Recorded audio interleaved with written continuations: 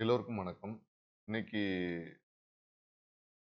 "பணம் செய்ய பழகு" அப்படிங்கிற எபிசோட 2வது எபிசோட் நம்ம பார்க்கலாம். இதுல வந்து 10 முக்கியமான விஷயத்த நான் எதுக்கு இந்த பணம் சேர்க்கிறத நம்ம எபிசோட் 1ல பேசியிருப்போம். ஸோ நம்ம ஒவ்வொருத்தவங்க எப்படி வாழ்றோம், எப்படி வாழ்ந்து இதுல 10 விஷயங்கள் நம்ம பண்ணா ஒரு ஃபினான்சியல் ஃப்ரீடம் கிடைக்குமா? அதாவது சுதந்திரமான வாழ்க்கை. பணத்திலிருந்து பணத்தோடு பணம் பணத்தோடு சுதந்திரமான வாழ்க்கை. பணத்துடன் சுதந்திரமான வாழ்க்கை கிடைக்குமா? ஒரு சுதந்திரமான வாழ்க்கை தான் எல்லாரும் கேட்டு யாருக்கும் பிரச்சனை இருக்கக்கூடாது. எந்த பிரச்சனையும் கூடாது. நம்மளுக்கு கையில காசு நம்ம செலவழிச்சோம். அப்படி ஒரு பிரச்சனை இல்லாத ஒரு வாழ்க்கைய வாழணும். சுதந்திரமான வாழ்க்கை வாழணும். எல்லாரும் ஆசைப்பட்டு இருக்கோம். அப்படி பார்க்கும்போது, நமக்கு பணம் செய்ய பழகு அப்படிங்கிற இந்த எபிசோட்ல பணம் செய்ய பழகு. இந்த எபிசோட்ல நம்ம என்ன பார்க்கலாம், ஒரு 10 விஷயத்த நம்ம வந்து பண்ணா சரியா வருமோ அப்படிங்கிற மாரி எனக்கு நான் படிச்சிருக்கேன். ஸோ அது முதல்ல வந்து ஒரு ஃபேமிலிய புரொடெக்ட் பண்ணணும். நம்ம சம்பாதிக்கிறது. இன்னொன்னு வந்து அசட்ட புரொடெக்ட் பண்ணணும். இருக்கிற சொத்த வந்து நம்மள்ட்ட இருக்க கடன்கள எல்லாம் குறைக்கணும். அதே மாரி நம்ம ஒரு 60 வயசுல ரிட்டயர்ட் ஆகும்போது, நம்ம 60 வயசு ஆகும்போது, நம்ம ஒரு ரிட்டயர்மென்ட் லைஃப் மாரி ஒரு வாழ்க்கைய, ஒரு அரசு அதிகாரி எல்லாம் ரிட்டயர்ட் ஆகுறாங்க. அது மாரி ஒரு வாழ்க்கைய வாழணும் அப்படின்னு ஆசைப்படுறோம். அதே மாரி நம்மள்ட்ட இருக்க பணத்த எப்படி சேவ் பண்ணி செலவழிக்கிறது அப்படிங்கிறது தான் இதோட இது. அப்ப இதுக்கான ஒரு பட்ஜெட்ட நம்ம ஒண்ணு பண்ணணும். ஓகேயா? அப்ப என்னென்ன இதுக்கு அதே மாரி ஃபியூச்சர் கோல்ஸ் என்னென்ன இருக்கு? அதெல்லாம் நம்ம இருக்குது. இதெல்லாம் பண்ணிட்டு, இதுல வந்து இதோட சேர்த்து ப்ரொஃபஷனல் அட்வைஸையும் எடுத்துக்கணும். இது இப்ப 8 தான் இருக்குது. ஓகேங்களா? 9வதா ஒரு ப்ரொஃபஷனல் அதாவது தொழில் சார்ந்த இத பத்தின அ ஒரு விஷயம் படிச்சிருப்பாங்கல்ல.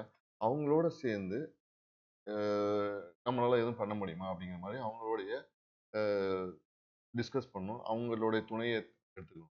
ப்ரொஃபஷனல் ஹெல்ப் எடுத்துக்கணும். ஓகேங்களா? இந்த ப்ரொஃபஷனல் ஹெல்ப்னா 10வது என்ன பண்ணேன், இத அப்படியே ரிப்பீட் பண்ணணும். ரிப்பீட் பண்ணணும். அதாவது ரிவ்யூ பண்ணணும். இது திருப்பி கரெக்ட்டா தான் போகுதா அப்படிங்கிறத ரிப்பீட் பண்ணணும். ரிவ்யூ பண்ணணும். ஸோ ஒவ்வொரு வருடம் முடியும்போது, நம்ம இப்படி ஒரு ஒரு இத இது பண்ணோம்னா, நம்மளுடைய ஃபினான்சியல் ஃப்ரீடம் வந்து நல்லா இருக்குமா? பணம் செய்ய முடியுமா? அப்படிங்கிற மாரி நம்ம நம்ம வாழ்க்கை தரம் உயருமா? அப்படிங்கிறத நம்ம யோசிச்சு பார்க்கலாம். ஸோ, இப்ப நமக்கு தெரிஞ்சது என்ன? நம்ம பணம் எப்படி வேலை செய்ய போகுது? நம்ம நமக்கு பணம் எப்படி வேலை செய்ய போகுது? இத தெரிஞ்சுக்கணும் நம்ம ஃபர்ஸ்ட்டு. ஸோ இந்த 8 விஷயங்கள் என்னங்கிறத நீங்க நல்லா யோசிச்சு பாருங்க. இப்படிதான் ஒரு வாழ்க்கையோடைய இத நம்ம பார்க்கணும். ஓகேங்களா? ஸோ இந்த 8 இதுல தெளிவா பாருங்க. ஒரு ஃபேமிலி இருக்குது. அந்த ஃபேமிலிய புரொடெக்ட் பண்ணணும். நீங்க சம்பாதிக்கிறீங்கன்னா, உங்கள சுத்தி ஒரு ஃபேமிலி இருக்குது. அந்த ஃபேமிலிய புரொடெக்ட் பண்ணணும். உங்களையும் புரொடெக்ட் பண்ணணும். ஃபேமிலியும் புரொடெக்ட் பண்றது தான் ஒரு முக்கியமானது. அதே மாரி அசெட் புரொடெக்ஷன் அப்டின்னா, உங்களுக்கு கொஞ்சம் கொஞ்சம் சொத்து இருக்குன்னா, அந்த சொத்த எப்படி கைப்பற்றி ஒரு பாதுகாப்பா வச்சுக்கிறது அப்டி. உங்கள்ட்ட கடன் இருக்குன்னா, அதை எப்படி குறைக்கிறது அப்டின்னு பார்க்கணும். ஒரு ரிட்டயர்மென்ட் பிளான்னா, நம்ம வயதான பிறகு நம்ம வாழ்க்கைக்கு தேவையானதெல்லாம் கிடைக்கிற மாரி பண்ணிக்கணும். அப்போ நம்மள்ட்ட இருக்க பணத்த எப்படி செலவழிக்கணும், எப்படி சேமிக்கணும். இதெல்லாம் தெரிஞ்சுக்கணும்.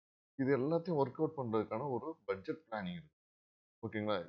இது இல்லாம ஒரு ஃபியூச்சர் கோல்லாம் இருக்கும். இன்னையிலேருந்து அடுத்த 5 வருஷம் இப்படி இருப்போம். அடுத்த 10 வருஷம் இப்படி இருப்போம். அப்படின்னு ஒரு ஃபியூச்சர் கோல்லாம் நம்ம செட் பண்ணிட்டா, அதெல்லாம் எப்படி இது பண்ணணும் அப்படின்னா, ஒரு ப்ரொஃபஷனல் ஹெல்ப் எடுத்துட்டு இத பண்ணி பார்க்கணும். அப்புறம் திருப்பி ஒவ்வொரு வருடமும் முடியும்போது, திருப்பி இத ரிப்பீட் பண்ணணும். அதாவது தொடர்ந்து இத வந்து ஆராய்ச்சி இத பத்தின ஒரு தகவல்கள சேகரிச்சு, அந்த தகவல் சரியா தான் நம்ம பண்ணியிருக்கோமா? நம்ம பண்ணதெல்லாம் சரியா? தப்பா? அப்படிங்கிறத திருப்பி ஆராய்ந்து திருப்பி மறுபடியும் முதல்லேருந்து ஆரம்பிக்கணும். ஸோ இப்படி பண்ணா தான் நம்ம பணம் செய்ய முடியும் அப்படிங்கிறத பணம் செய்ய முடியுங்கிறது வந்து பணம் அச்சடிக்க நான் தனியா அச்சடிச்சுக்கிறேன் அப்படி கிடையாது. நம்மள்ட்ட இருக்க பணத்த எப்படி சேர்த்து நல்லபடியா பெருக்குறதுங்கிறது மட்டும் தான் இதனுடைய முக்கியமான நோக்கமா இருக்குது. ஸோ நான் வந்து செபி ரிஜிஸ்டர் அட்வைசரோ, ப்ரொஃபஷனல் அட்வைசரோ கிடையாது. பட் நான் படித்தத உங்களுக்கு வந்து பகிர்ந்துகிட்டு இருக்கேன். ஸோ இதெல்லாம் உங்களுக்கு புரிஞ்சுச்சுன்னா அடுத்தடுத்த எபிசோட்ல இன்னும் டீட்டெயிலா நம்ம பேசுவோம். இந்த வீடியோ உங்களுக்கு பிடிச்சிருந்ததுன்னா, லைக் பண்ணுங்க, கமெண்ட் பண்ணுங்க, ஷேர் பண்ணுங்க. மறந்துடாம சப்ஸ்கிரைப் பண்ணுங்க. நன்றி, வணக்கம்.